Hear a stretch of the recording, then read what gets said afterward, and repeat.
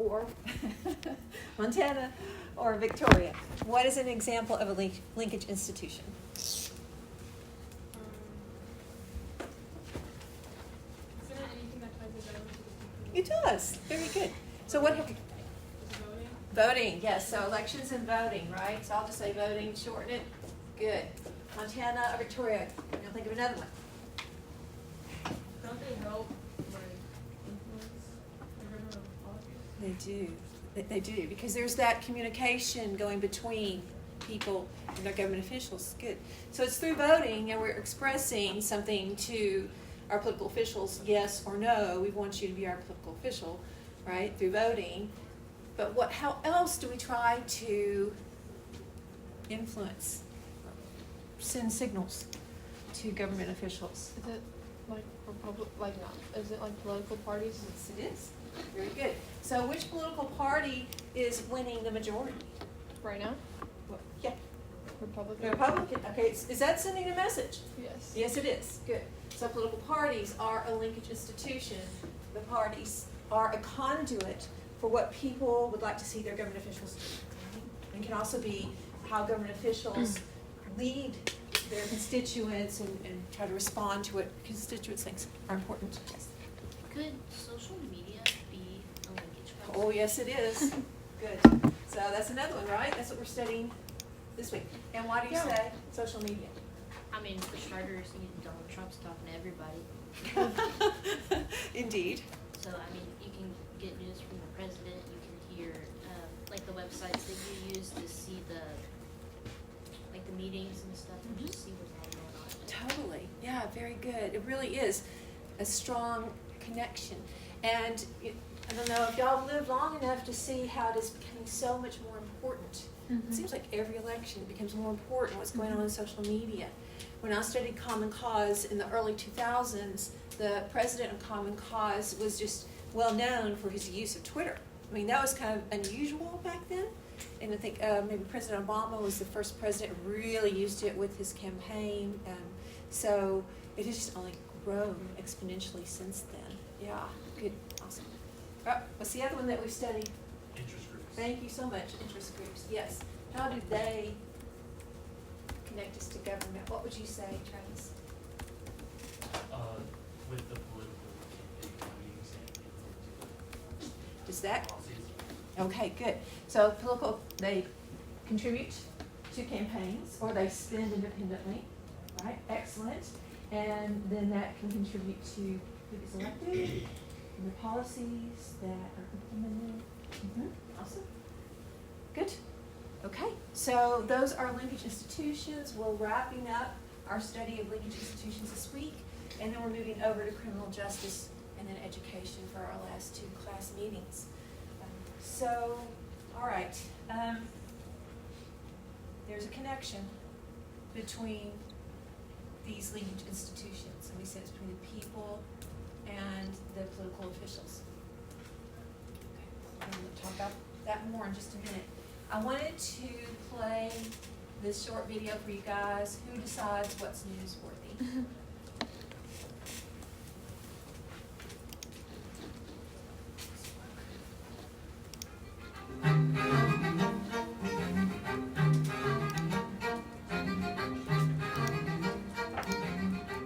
Higher taxes. High gas prices, high unemployment. Top story this morning, job. The unemployment rate has not budged in the last month. The unemployment rate was unchanged.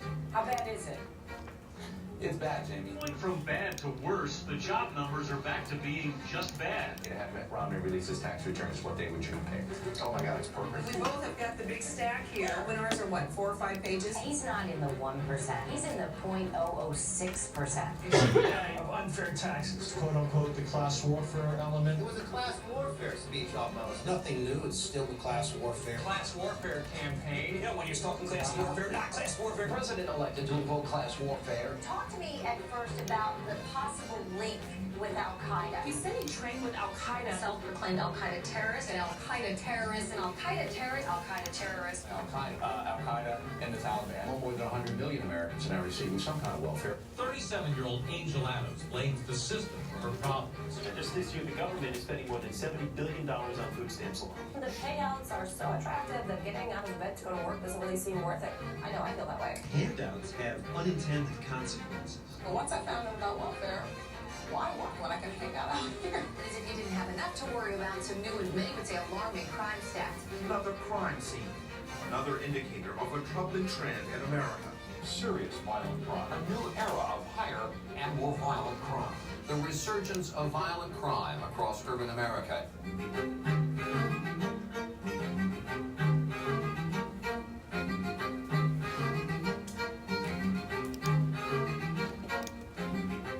The three main factors in terms of story topics that the AP says transcend all others are stories that impact health, heart, and pocketbook. It's a talker. It's what people want to know about the South. It's very subjective. You look at those stories and you decide what looks most important to us.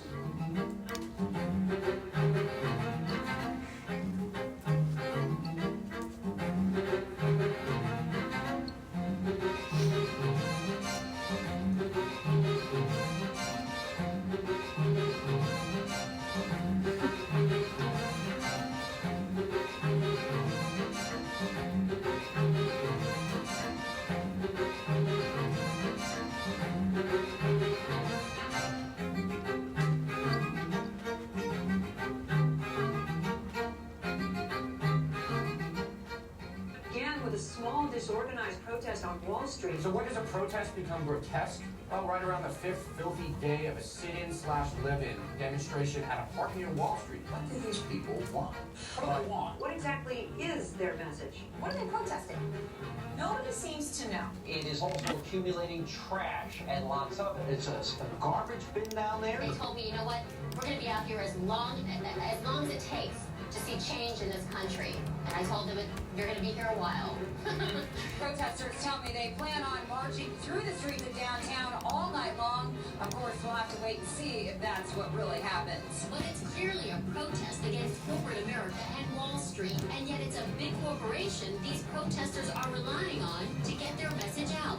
Catered lunch, designer yoga clothing, that's a Lululemon logo, computers, lots of MacBooks. Research looking at framing examines the sources used, and study after study of source use finds this overwhelming reliance on what are called official sources. Jonathan Aiken is standing by with the latest word from the White House. I got officials tell us. I'm told by officials, a couple of officials at the White House. A top official of the U.S. military central command. Because of the business factors that the news media journalists work under, quite often they take the easiest route to getting their information, and a lot of that comes through experts provided by the government that can tell the story the way the government wants it to be told.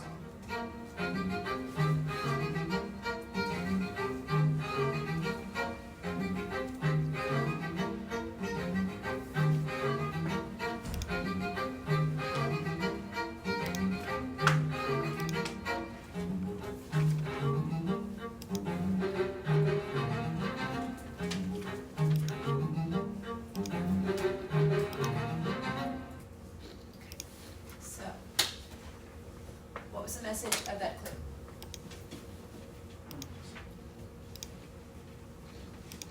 Who really decides what like news stations or papers or whatever, who decides what they post? Okay, so who decides what is newsworthy, and they're criticizing that? Power? And then it also showed like the different news stations, and then showed that like they're all owned by the same six. Right. Different. Exactly, so we have these news conglomerations, these 6 major powerhouses that own almost every news outlet. And it mentioned that, right, in your reading that you did for this week. Okay, good. So the media decides what's newsworthy and argues kind of against it. It's a problem. And our news media outlets that we are listening to for the news, by and large, are owned by corporate entities that are headed by a CEO that could have some influence over what is being produced. And then how about the journalists? What are the journalists going to write about? What makes them the most money? What makes them the most money? Yes. Exactly. So what are some of the consequences of the situation that we have with our news media right now? A lot of, yes, we could question its accuracy because Because if it's owned by a party or like a company that leans one way or the other, they're gonna latch on to stereotypes. yes, they may continue those. It's misinformation. And make it sensationalize the story and make it bigger than it is to get more clicks. Exactly, because that's where you get your, Yes, representation or the incorrect phrasing of correct information. So even if the information's correct, they could phrase it in a way that would be more negative or more positive to highlight that or negative to affect the entire. Yes.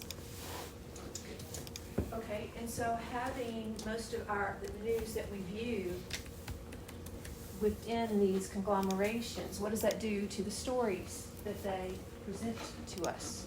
What do you think? The same. They all echo each other. Oh my goodness, did you notice that? I think they're hitting you over the head with that, right? They do. Yeah, it's almost like if you go to like maybe a Democrat-leaning publication and hear what they have to say about it, and then go to a Republican-leaning organization and hear what they have to say about it, you can come to the conclusion that like whoever's in the middle, whatever they're saying, that's the same as the truth. Oh, interesting to do. Right. You know what I mean? Well, exactly, because they do piggyback off of each other. Oh, they're reporting on this story, maybe we need to as well. Mm-hmm. So they do, yeah, right. We can maybe, To make them money. there you go. You can almost take the recordings from two and play them on top of each other. That's They're gonna true. line up at some point. It's like just an example, like if a plane crashed or something, and maybe one side is saying, "Oh, American government shot down the plane," the other side is saying, "Oh, it was the Russians who shot." Well, you can come to the conclusion that a plane was shot down by someone. There you go. Absolutely. We hope. Yeah. Oh, no, I should say that. I'm sorry. Maybe we don't. No, we don't. That's right. Maybe not in that specific That's example, right. but That, yes, it's not just something they're saying in order to rouse us and get us, really mobilized to do something unnecessarily is what I meant. Okay. So how about consequences for the Stephenville News? Do we get to hear the Stephenville News on Channel 5 or what, what we listen to? Or don't really know. No, right? Zip.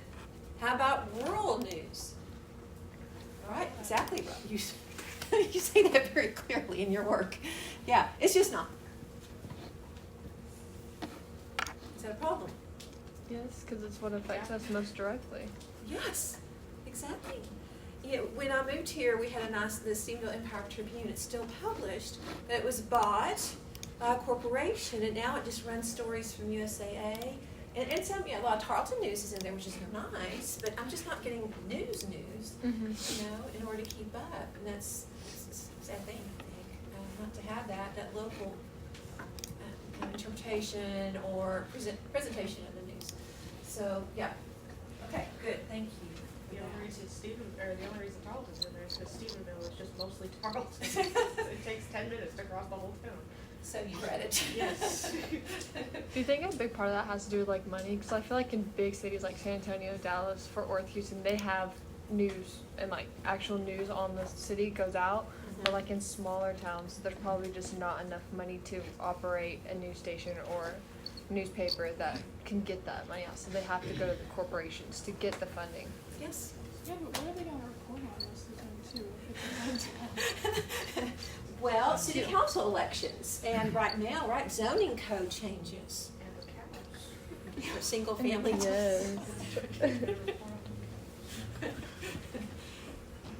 Maybe it'd be more beneficial for like surrounds, like if like Stephenville and Weatherford and Dublin and all the surrounding counties came together and created one big newspaper that reported on all the counties.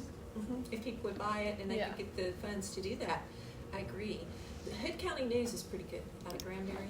Mm-hmm. They still have, pretty strong news team, I believe. But yeah. So I think that's a good thing. All right. Okay. So those are some of the consequences of the state of where we're getting our news in general. Let's go ahead and let's talk a little bit about what were the two things in that video clip that they were saying about who decides who's newsworthy. And so they said, okay, it's the media, the big conglomerations, and there's two things that they're doing. You remember, their agenda setting, and what was the other thing? Word choice? Word choice, framing. Okay. Precisely, right, okay, good. So I wanted to ask you, as you have done your research over your Texas policy, have you noticed some forms of agenda setting or framing as you've been reading your sources across these topics that you're studying? Yes, okay, I'm so glad. So I'm just gonna randomly select a group, criminal justice law enforcement people. So have you seen this happen to you, or as you've been reading, have you seen that, those examples? So those two people, yes, sir? Yes. They're really pushing like the fact, like everything that I've seen, they're really pushing like stay away from the death penalty and stuff like that. So like most of the news articles are they're trying to get away from it. That's crazy. Yeah. Wow, really interesting. It's hard for me to find anything that's like supporting it. Whoa, see, that just blows me away.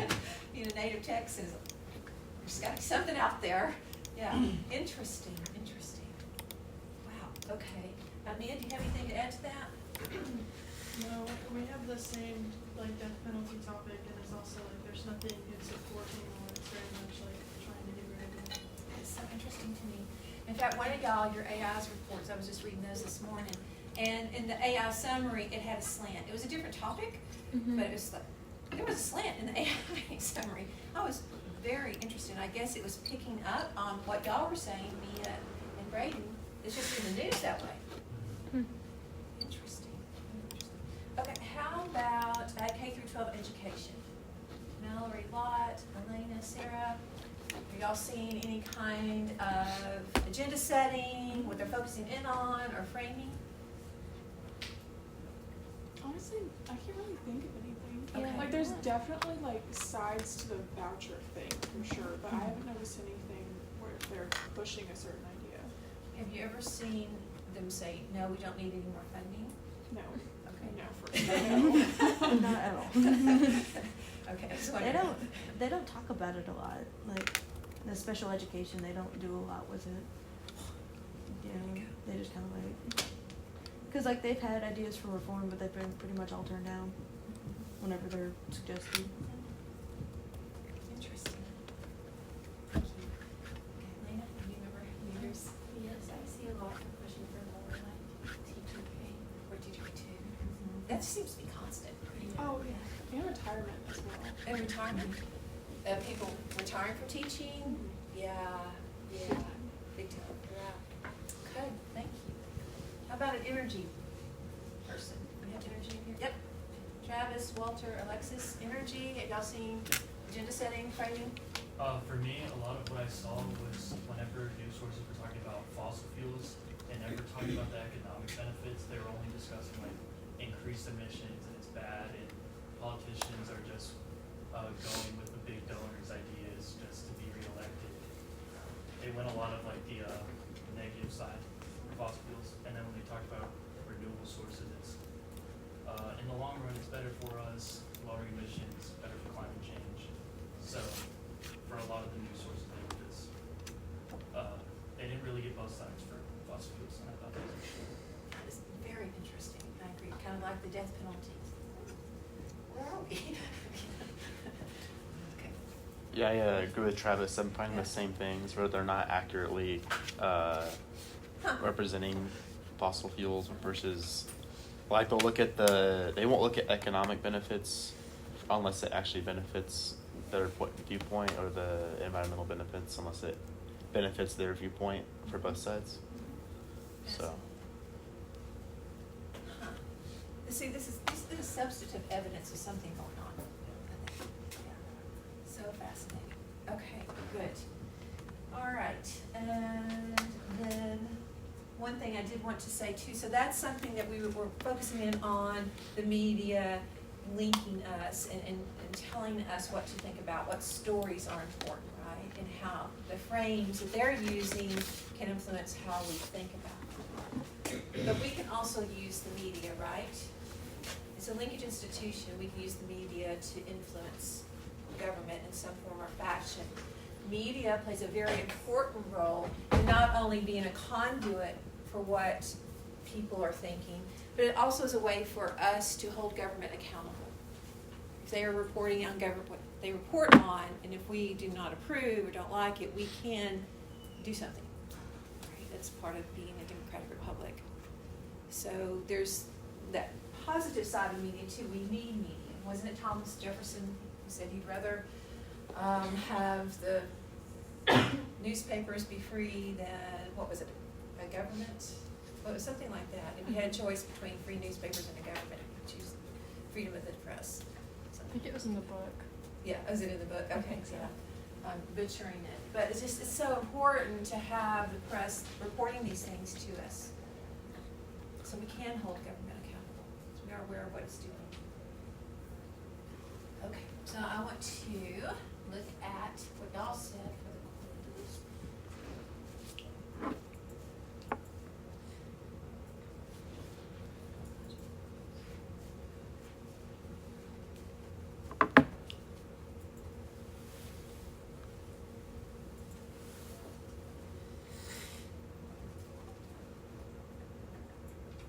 Social media, you're getting your news. Just post that you're reading through social media, or is it actual, okay, news reports. Okay, streaming services, yeah. Online only news sites and radio. What is it? Okay, so let's see. Social media is number 1, podcast number 2, streaming services 3, network news 4. So do y'all watch TV to get your network news? Sometimes? Just, okay, online? Yeah, okay, good, all right. So social media by and large is the right answer. And that comports with what we found. The most popular platforms for daily news consumption in the United States as of August 2022. We see for your age group in the blue, social media. Indeed, you're tracking the same as other people who've taken these polls. Streaming services, online news sources, look lower and lower and lower as you go along. Interestingly, older people 65 still look at the national news on TV mostly, cable news network second highest. So there's a real kind of difference. I think it's interesting, it's generational. And so as the older generation dies off and y'all move through generations yourselves, it's going to be interesting to see what happens and if the news sources change. That's the difference. So digital media, that's where most of us get our news nowadays. Benefits, of course, instant information wherever you go, whenever you want to read a news story, it's there available for you. We are connected across the globe. Have y'all ever looked at RT, Russian news, Al Jazeera, BBC, various news outlets, different countries you can look at, and you can learn about their reports of what's going on in their country. Also, with digital media, we have expansive mobilization. So interest groups use social media to mobilize. We talked about this before, remember? Black Lives Matter, 2020. That in that clip was Occupy Wall Street movement around 2010 that was going on. So it gets people moving very quickly. Some of you may have heard of the Arab Spring, where social media was used to overthrow governments in the Middle East and North Africa. It was incredible. 10 or 11 governments were overthrown by young people mobilizing through social media. Digital media is also very specific for issues. If you are very compelled to vote and act in support of some issue, you can always find it online. This was not always the case. You would have to find an interest group that included what you think is important, and you'd have to accept the other things that they're doing that you agree with. Nowadays, very specific. So that is a benefit that you can find a group tailored exactly to what you want to hear about, to think about, to act upon. But of course, digital media, there are challenges. Selective exposure was in your reading quiz. So somebody on this side of the room, what is selective exposure? Choosing pretty much what you want to hear.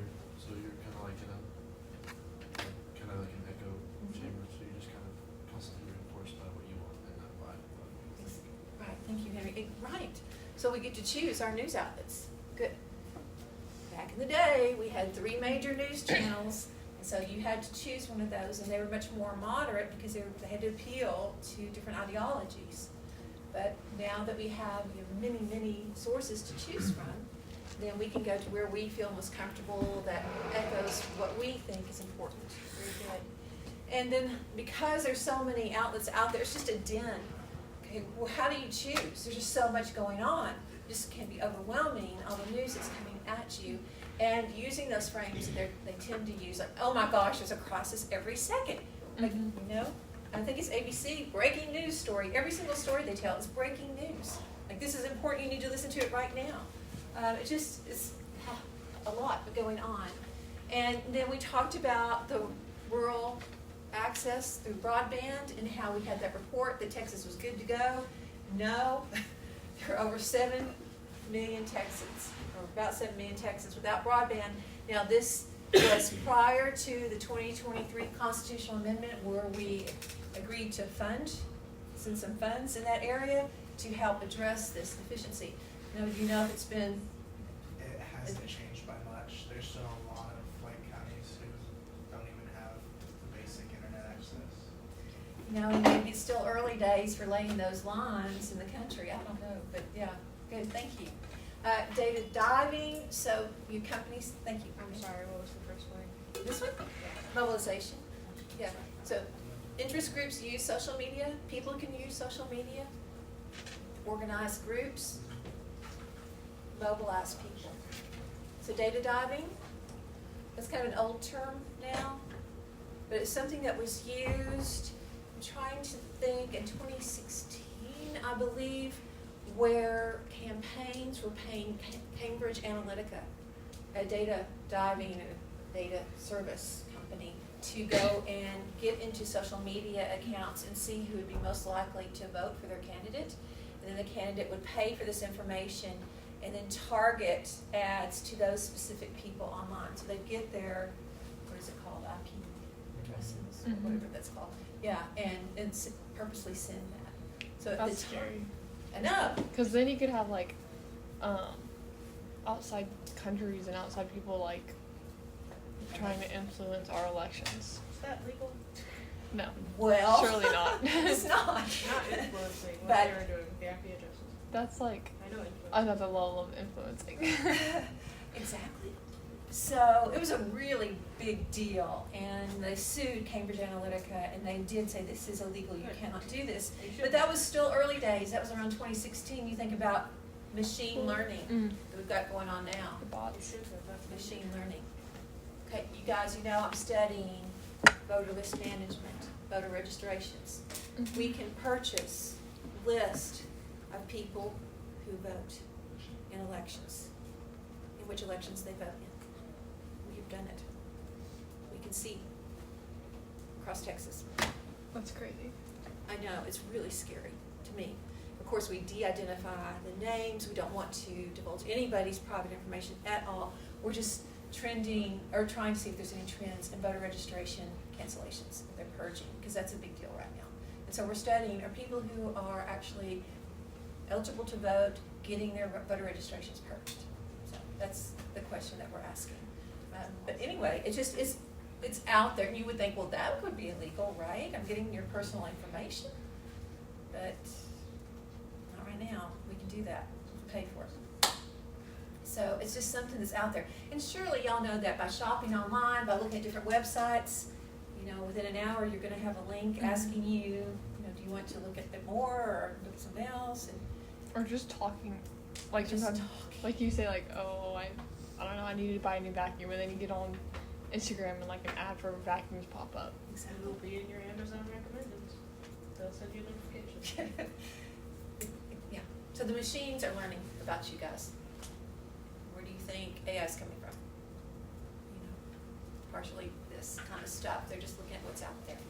Now, bots have been used in presidential elections. You might have heard of this, the Russian bots. So I have 2 examples from 2016 of bots that were actually out there that were sent by Russian companies to try to influence the presidential election in 2016. So I think it's very interesting, the differences in how they were doing this. So it says, Army of Jesus is the name. Today, Americans are able to elect a president with godly moral principles.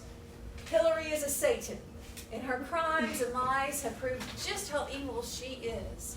And even though Donald Trump isn't a saint by any means, he's at least an honest man, and he cares deeply for this country. My vote goes for him.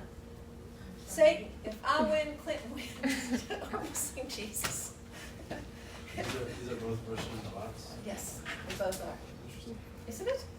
You know what else is so crazy about that is like how much social media can like influence people, especially young people, to go out and like do crazy things. Yes. You know what I mean? For sure.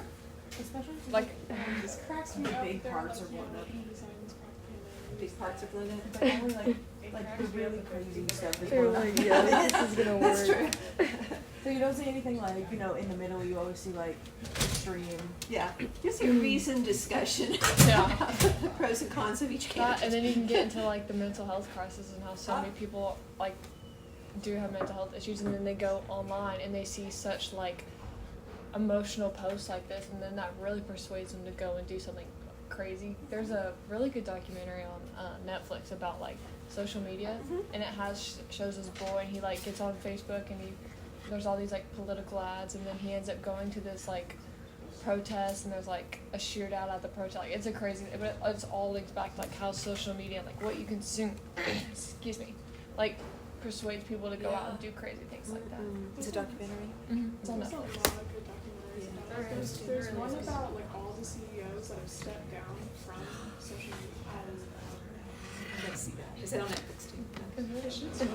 Yes. What is like their main point for this? Like, is it just to divide like it more, or like why did they send out bots to like? Well, okay, let's look at the other bot and see. Okay. So, it says, all right, people are genuinely scared for their futures. Racism won. So this was after the 2016 election. Racism won, ignorance won, sexual assault won. Stop Trump. Stop racism. Join the protest at Union Square Saturday at 12 p.m. Bring signs, snacks, water. Not my president. November 12, 12 p.m. Union Square. Okay. So for the longest time I thought, oh, this was against Trump. But if you think about it, this is a bot. This is not real. Right. They're not really organizing anything. Right. So a bunch of people just show up, Nothing. and then you have mass chaos. Well, you could have mass chaos, or you could have like, okay. You probably have, in reality, you probably only have like 10 people show up, because there's not that many people that are going to be that extreme. Like, most people who didn't vote for Trump in the 2016 election, or this one, like, they might be like upset about it, but they're going to go on about their day. At least our age, because I can tell you most of the posts like this are gonna be on Facebook, and Facebook is commonly The old their people. demographic is older people. over 50. I can tell both of those are from Facebook actually. Exactly. So to me, I don't know, it's just, so I look at it that way too. Then I look at, oh, maybe it's like, nobody shows up, and they, oh, maybe it's just me, or something. Yeah. It's not Oh, really. that'd be so Yeah. healthy. Yeah. If you like went and She were went- expecting all these people. Yeah. Yeah. It's just you. Or you could read. It says 16,000 people go. Did they actually go? That's a Do good we, question. do we know? I want to look it up. I would like to know. If you Well, watch that the show. and maybe people see it and they get fired up about it, but then they're like, in reality, they probably have a job or something. Yeah. Like they're not going to go to it. But it's on Saturday. I mean, It's yeah, 12 if you p.m. see Come on, bring that, then you're snacks like, and damn. That and Okay. isn't there also a way to like, I don't know what it is, like can't you buy, like, cause I know you can like buy followers for things, can't you like buy like fake, I guess, inputs for these things too? What? Was that something you would be able to do? But buy fake infants? Yeah. I don't know. Because like I know Probably. people like you can buy fake followers for like accounts and stuff.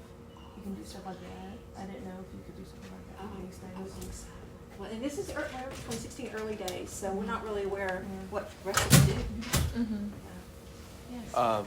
You can actually do that. You can buy fake followers for, so like they can just make a fake account with 100,000 followers to look legit and then say something. So can you trust anything? Trolled by Russians. What did she say? We're being trolled by Russians. Yeah. You can usually tell when an account has bought a lot of followers, though, because a lot of them And not all the time. But Their a lot of followers them, will their have like 0 Will followers. just say Oh, user, interesting. like it'll just Yeah. say user and then a bunch of numbers. Oh. And if you click on any of them, they have no followers because they're not real. That's crazy.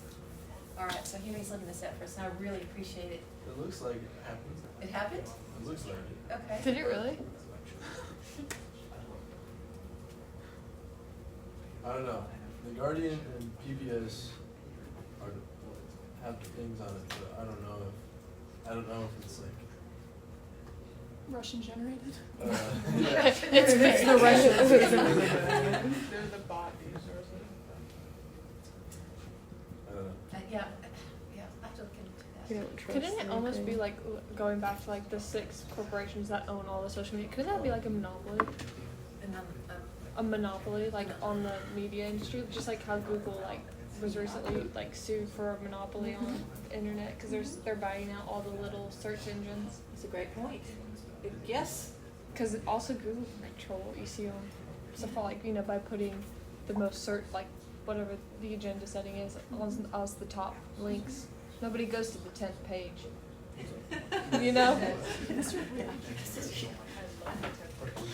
Yes. Yeah, thank you. Okay, it says Trump shocked presidential election victory over Hillary Clinton. More than 10,000 people indicated on Facebook they would attend, and then later it says, as marchers mustered at East 17th Street and Broadway, organizers estimated that the turnout at 2,000. As much as as the march began to move, however, the true figure seemed closer to the promised 10,000. So Oh my goodness. They got 2,000 people to go. Yeah, and then people joined. a lot of people showed up. Whoa. Okay. Well, thank you. So it is interesting. And so what is that about? So like how many protests in real life are bot inspired protests? Like I don't know. You know what I mean? Yeah. There are laws against this. And what is preventing us from doing that to anybody else? Yeah. Ethics. Ethics? I feel like Americans in general are a lot more moral than other countries. Ethics? I mean like okay. Kind of. When you look at like all of the other countries and like what their CIA like their version of the CIA and their people are allowed to do, we have a lot more strict guidelines. We may not always follow them. Right. It's a little bit more Wild West in other countries. Right. Okay. So yeah, I agree. Yes, I agree with that. Just with the internet and AI, where are ethics going then? If with AI, one of my friends used to say corporations do not have a conscience. Mm-hmm. So you think about news corporations, I don't know, where's the ethics in there when they're trying to get their profit lines up? So I don't know. Yeah. So I was also looking up to see if it was cool. a real thing. Uh-huh. And I know you made a joke about we're led by Russians, but it says that Black Matters US, so BIA, Uh-huh. is a Russian-linked group, and it posted. It says the demonstration in New York City, which took place a few days after the election, appears to be the largest and most successful known effort to date pulled off by Russian-linked groups intent on using social media platforms to influence American politics. That's crazy. And it was on November 12th of 2016. Thank you. So, thank you very much. Did you know that, or did you just make a joke? Because now I'm confused. So now, y'all. Russian spy. Polarization. Somebody mentioned polarization. Right? Yeah. Yeah, that's what it looks like. And how do you influence an election? You get two sides very polarized. Not just an election, but a lot of other stuff. That's right. Wow. Okay. Or that could or that could be used as a way to divert attention from other things. True. You know what I mean? Because like if we like Americans are concerned about who is president, then maybe you're not focusing so much on what Russia's doing in Ukraine. Exactly. Okay. So, media is means of mass communication. We need it. Can you imagine if we didn't have news media? Brave New World or something going on. So, it's very important. The news media selects, what would y'all say is in that blank? What do they select? Topics. Topics and things, yeah. Agenda setting, right? They select the stories that they're going to tell. what news is newsworthy, any of those things works. And when they report, what do they use? Adjectives, things, what's that? Framing. Framing. They use framing when they make their reports. They frame the news in a certain way. So I just looked up today, that's this morning, 2 hours ago, The Hill reported Trump rips retiring Iowa pollster, says investigation needed. Is there some framing in that headline? Yes. Yes. What is the frame? What do you see? Rips. Rips. Lots of good.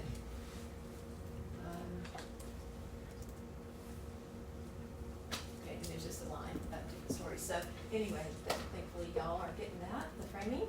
And then, as mentioned earlier, investigative reporting holds government officials accountable. So they are looking at what government is doing, but I'm a little bit worried because in that little video clip we saw, where are they getting their information about government and what government is doing? From the government. Yeah. Yeah.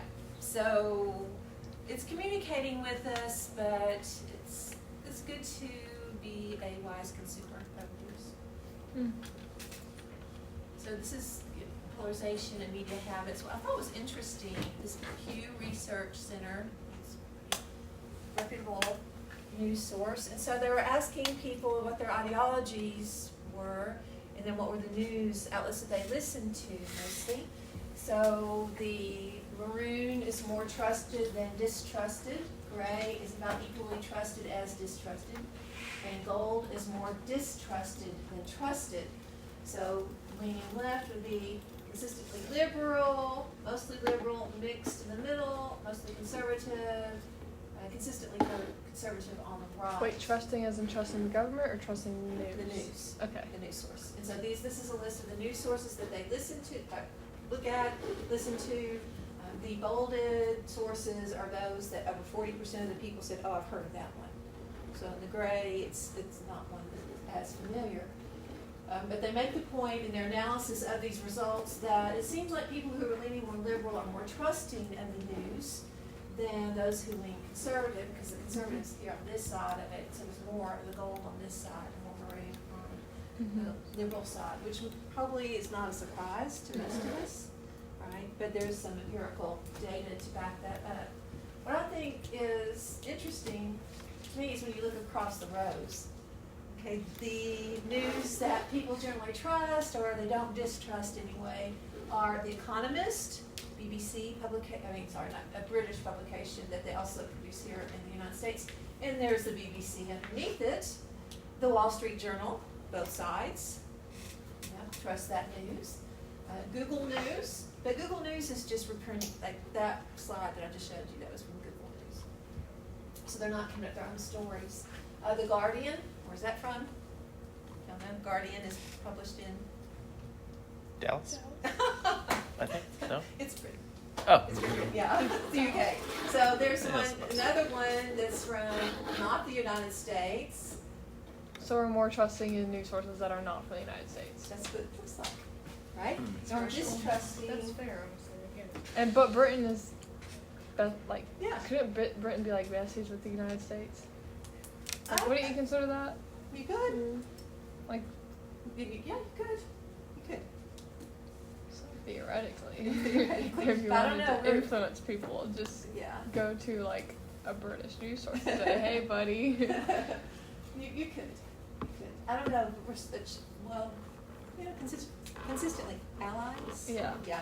I'd say they're a stronger, like more trustworthy ally.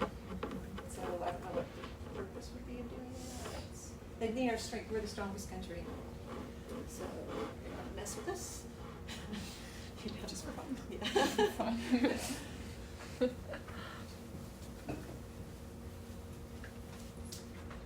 So it kind of depends, what news sources we're listening to, looking at. It can change based on our ideologies. Do you know that there's a website, I actually used it in high school, called a Media Bias Fact Check, and you can put like CNN or whatever, and it'll tell you which way they lean and how far they lean based on their information. Oh, very good. So is it just CNN or any? No, you can put any website, any journal, anything like that in there, and it'll. Oh, That's helpful. It'll also give you like a description of everything too. So like cause I was looking for it, I put CNN in there and it says it's mostly factual, but it's left center, so more Democrat than, and then it'll give you like what that means and all that good stuff. Would you please send that link to me? Would you mind email? Okay, thank you. All right, so it is presenting communication to us, but the reception is kind of based on where we are with our ideologies. I put a link in the supplemental readings about these media bubbles that we have, where some of us will only listen to one news source, and we just kind of stay right there. Yeah.